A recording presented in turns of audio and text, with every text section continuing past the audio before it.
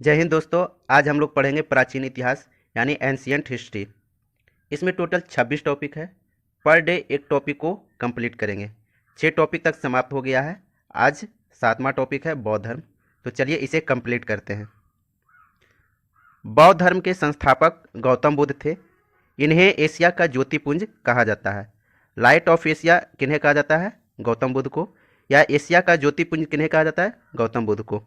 गौतम बुद्ध का जन्म 563 ईसा पूर्व में कपिल वस्तु के लुम्बिनी नामक स्थान पर हुआ था। इनके पिता का नाम सुदोधन शाक्यगण के मुखिया थे। गौतम बुद्ध का जन्म कब हुआ? 563 ईसा पूर्व में कपिल वस्तु के लुम्बिनी नामक स्थान पर हुआ। इनके पिता सुदोधन जो थे शाक्यगण के मुखिया थे। इनकी माता माया देवी, गौतम बुद्ध के माता का नाम माया देवी, पिता का नाम सुदोधन की मृत्यु, इनकी माता की मृत्यु इनके जन्म के 7वें दिन ही हो गई थी। इनके लालन पालन सौतेली माँ प्रजापति गौतमी ने किया था। इनके बचपन का नाम सिद्धार्थ था। गौतम बुद्ध के बचपन का नाम सिद्धार्थ था। यहाँ टॉपिक दिया गया है, इसको कंप्लीट कर देते हैं। बुद्ध के जीवन से संबंधित बौद्ध धर्म का प्रतीक या घटना और प्रतीक कहता है। गौतम बुद्ध के जन्म का जो घटना था उनका प्रतीक जो था कमल एवं साढ़। जन्म का प्रतीक क्या था? कमल एवं साढ़। गृह त्याग का घोड़ा, ज्ञान का पीपल यानी बोधि वृक्ष, प्रथम उपदेश चक्र,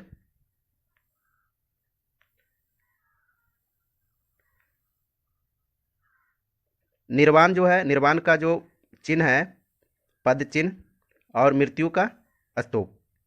गौतम बुद्ध का विवाह 16 वर्ष की अवस्था में यशोधरा के साथ हुआ था। यानी इनकी पत्नी का नाम यशोधरा। इनके पुत्र का नाम राहुल था। सिद्धार्थ कपिल वस्तु के सैर पर निकले तो उन्होंने निम्न 4 दृश्यों को क्रमशः देखा। पहला बूढ़ा व्यक्ति, दूसरा बीमार व्यक्ति, तीसरा शव और चौथा एक सन्यासी को। सांसारिक समस्याओं से व्यवस्थित होकर सिद्धार्थ ने 29 वर्ष की अवस्था में गृह त्याग किया, जिसे बौद्ध धर्म में महाभिनिष्क्रमण कहा गया है। यानी बुद्ध को गृह त्यागने को क्या कहा गया है? महाभिनिष्क्रमण कहा गया है। गृह त्याग करने के बाद सिद्धार्थ यानी बुद्ध ने वैशाली के अलार कलाम से सांख्य दर्शन की शिक्षा ग्रहण की। अलार कलाम जो थे सिद्धार्थ के प्रथम गुरु है। सिद्धार्थ के प्रथम गुरु कौन थे? अलार कलाम। कहता है उन्होंने शून्य का ज्ञान प्राप्त किया, जिससे उन्होंने शून्य का ज्ञान प्राप्त किया। अलार कलाम के बाद सिद्धार्थ ने राजगीर के रुद्रक रामपुत्र से शिक्षा ग्रहण की, जिससे उन्होंने योग का ज्ञान प्राप्त किया। शून्य का ज्ञान अलार कलाम से, योग का ज्ञान रुद्रक रामपुत्र से। उरुवेला में सिद्धार्थ को कौंडिन्य, बप्पा, भादिया, महानामा एवं अस्सागी नामक 5 साधक मिले। बिना अन्न जल ग्रहण किए 6 वर्ष की कठिन तपस्या के बाद 35 वर्ष की आयु में बैसाख की पूर्णिमा की रात निरंजना यानी फल्गु नदी के किनारे पीपल वृक्ष के नीचे सिद्धार्थ को ज्ञान प्राप्त हुआ। यानी सिद्धार्थ का जो ज्ञान प्राप्त कहाँ हुआ?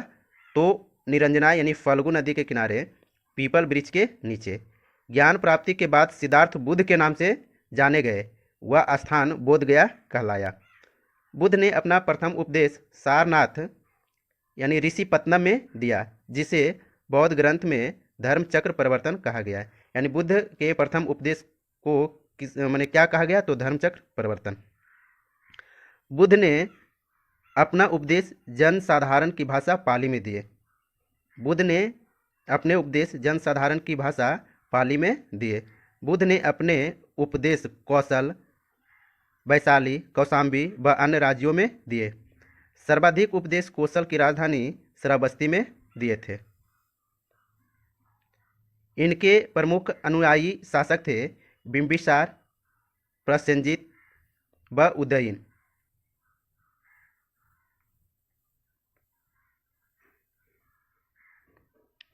बुद्ध की मृत्यु 80 वर्ष की अवस्था में 483 ईसा पूर्व में कुशीनारा, जो कि देवरिया उत्तर प्रदेश में चुंद द्वारा अर्पित भोजन करने के बाद हो गई, जिसे बौद्ध धर्म में महापरिनिर्वाण कहा गया। मल्लो ने अत्यंत सम्मानपूर्वक बुद्ध का अंत्येष्टि संस्कार किया। एक अनुश्रुति के अनुसार मृत्यु के बाद बुद्ध के शरीर के अवशेषों को 8 भागों में बांटकर उन पर 8 स्तूपों का निर्माण कराया गया। बुद्ध के जन्म एवं मृत्यु की तिथि को चीनी परंपरा के कैंटोन अभिलेख के आधार पर निश्चित किया गया है। बौद्ध धर्म के बारे में हमें विशद ज्ञान त्रिपिटक यानी विनय पिटक, सुत्त पिटक, अभिधम पिटक यानी तीनों पिटक को मिला करके त्रिपिटक कहा गया। विनय पिटक, सूत्र पिटक, अभिधम पिटक से प्राप्त होता है। तीनों पिटकों की भाषा पाली है। थेरवाद मत की पाली त्रिपिटक सबसे पुराना है। सूत पिटक में बुद्ध के धार्मिक सिद्धांतों को संवाद के रूप में संकलित किया गया है। विनय पिटक में संघ के भिक्षु एवं भिक्षुणी के लिए बनाए गए नियमों का संग्रह किया गया है विनय पिटक में, और इनमें संघ के अनुशंसा के तोड़ने पर किए जाने वाले प्रायश्चितों की सूची भी दी गई है। अभिधम पिटक में सूत पिटक में वर्णित सिद्धांतों के सुव्यवस्थित अनुशीलन के लिए आवश्यक सूचियों का सारांश दिया गया है। सारांश तथा प्रश्नोत्तरी का समावेश किया गया है।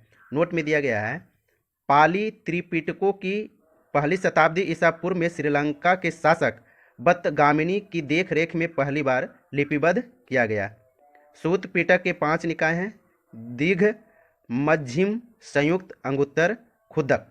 बुद्ध के पूर्व जन्मों से जुड़ी जातक कथाएं खुदक निकाय की 15 पुस्तकों में से एक है। खुदक निकाय में धम्म पद यानी नैतिक उपदेशों का पदात्मक संकलन थेर गाथा में दिया गया है। बौद्ध भिक्षुओं का गीत और थेरी गाथा में बौद्ध भिक्षुओं की गीत।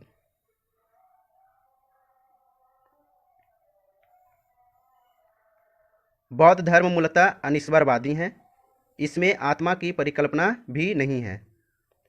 बौद्ध धर्म में पुनर्जन्म की मान्यता है। तृष्णा को क्षीण हो जाने की अवस्था को ही बुद्ध ने निर्वाण कहा है। विश्व दुखों से भरा है। यह सिद्धांत बुद्ध ने उपनिषदों से लिया है। बुद्ध के अनुयायी 2 भागों में विभाजित थे। भिक्षुक यानी बौद्ध धर्म के प्रचार के लिए जिन्होंने संन्यास ग्रहण किया उन्हें भिक्षुक कहा गया। दूसरा उपासक, गृहस्थ जीवन व्यतीत करते हुए बौद्ध धर्म अपनाने वाले को उपासक कहा गया। बौद्ध संघ में सम्मिलित होने के लिए न्यूनतम आयु सीमा 15 वर्ष थी। बौद्ध संघ में प्रविष्टि होने को उपसंपदा कहा जाता था। बौद्ध धर्म के त्रिरत्न हैं बुद्ध, धम्म एवं संघ। बौद्ध धर्म के त्रिरत्न कौन कौन है? बुद्ध, धम्म, संघ। बौद्ध सभाएं दिया गया है। सभा समय, स्थान, अध्यक्ष और किनके शासनकाल में हुआ है। जो इम्पोर्टेंट है इसको आप लोग याद कर लीजिएगा, बार बार एग्जाम में आते रहता है। सेट भी मारिएगा आप लोग, कभी कभी बहुत बार देखने को मिलेगा। प्रथम बौद्ध संगीत 483 ईसा पूर्व में हुआ था। स्थान राजगीर। उस समय अध्यक्ष कौन थे? महाकश्यप। और किनके शासनकाल में हुआ? तो अजातशत्रु। द्वितीय बौद्ध संगीत 383 ईसा पूर्व में, जो कि वैशाली में हुआ था। अध्यक्ष सवाकामी थे और शासनकाल कालाशोक के शासनकाल में। तृतीय बौद्ध संगीत 250 ईस्वी पूर्व में हुआ था। स्थान पाटलिपुत्र। अध्यक्ष मोगलीपुत्र तिस्य थे और शासनकाल किनका था? अशोक का। चतुर्थ बौद्ध संगीत 98 ईस्वी में, ईसा पूर्व में नहीं, ईस्वी में सिर्फ। और स्थान कुंडलवन। अध्यक्ष वसुमित्र या अश्वघोष और शासनकाल कनिष्क थे। चतुर्थ बौद्ध संगीत के बाद बौद्ध धर्म 2 भागों हीनयान एवं महायान में विभाजित हो गया।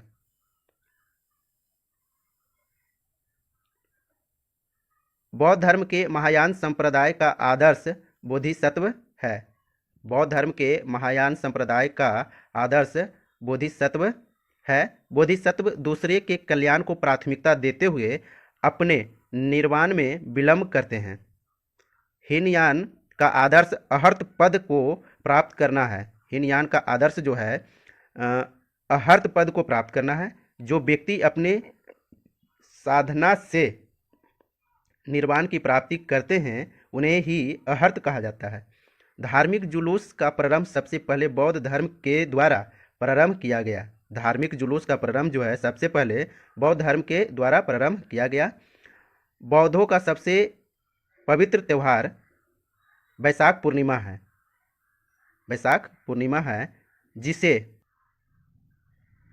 बुद्ध पूर्णिमा के नाम से जाना जाता है।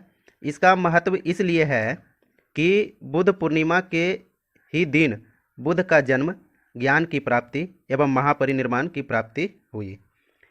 बुद्ध ने सांसारिक दुखों के संबंध में 4 आर्य सत्यों का उपदेश दिए थे। पहला है दुख, दूसरा है दुख समुदाय, तीसरा दुख निरोध, चौथा है दुख निरोधगामिनी प्रतिपदा। इन सांसारिक दुखों से मुक्ति हेतु बुद्ध ने अष्टांगिक मार्ग की बात कही। ये साधन है सम्यक दृष्टि, सम्यक संकल्प, सम्यक वाणी, सम्यक कर्मांत, सम्यक आजीव, सम्यक व्यायाम, सम्यक स्मृति एवं सम्यक समाधि।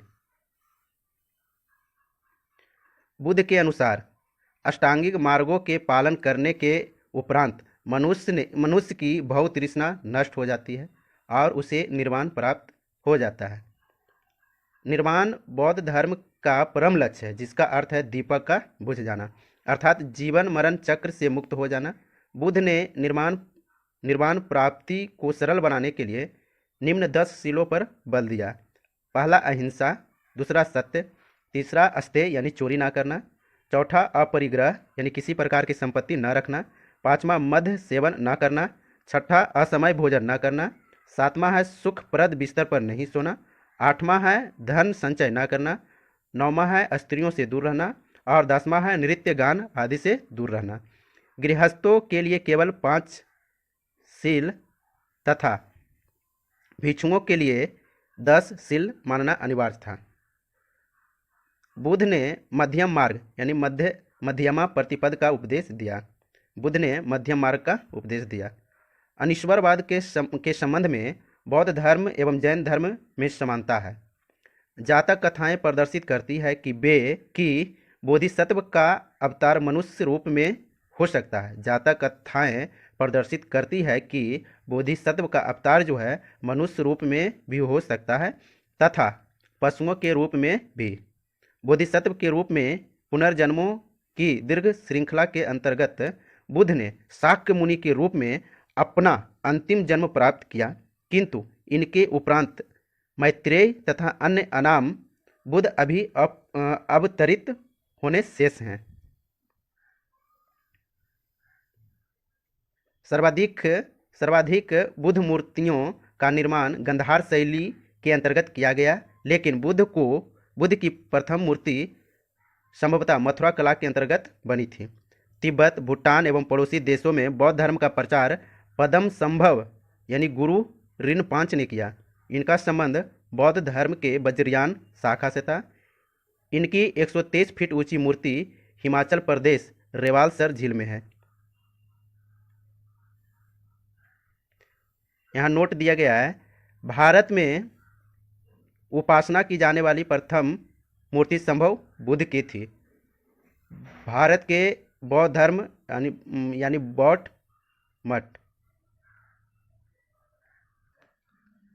यहाँ कुछ टॉपिक दिया गया है। भारत के महत्वपूर्ण बौद्ध मठ, ताबो मठ तबो गांव जो कि हिमाचल प्रदेश में है। नामग्याल मठ धर्मशाला हिमाचल प्रदेश में है। हेमिश मठ लद्दाख जो कि जम्मू कश्मीर में है। थिकसे मठ जो है लद्दाख में ही है, जम्मू कश्मीर में है। सासुर मठ लाहौल स्पीति हिमाचल प्रदेश में है। मिंडरालिंग मठ जो है देहरादून उत्तराखंड में है। रूमटेक मठ गंगटोक सिक्किम में है। तवांग मठ अरुणाचल प्रदेश जो कि अरुणाचल प्रदेश में ही है। कहता है कि नामड्रालिंग मठ जो है मैसूर कर्नाटक में है। बोधिमंडा बोधगया बिहार में है। यहाँ फिर से देख लीजिएगा, मिंडरालिंग मठ देहरादून उत्तराखंड में है। रूमटेक मठ गंगटोक सिक्किम में है।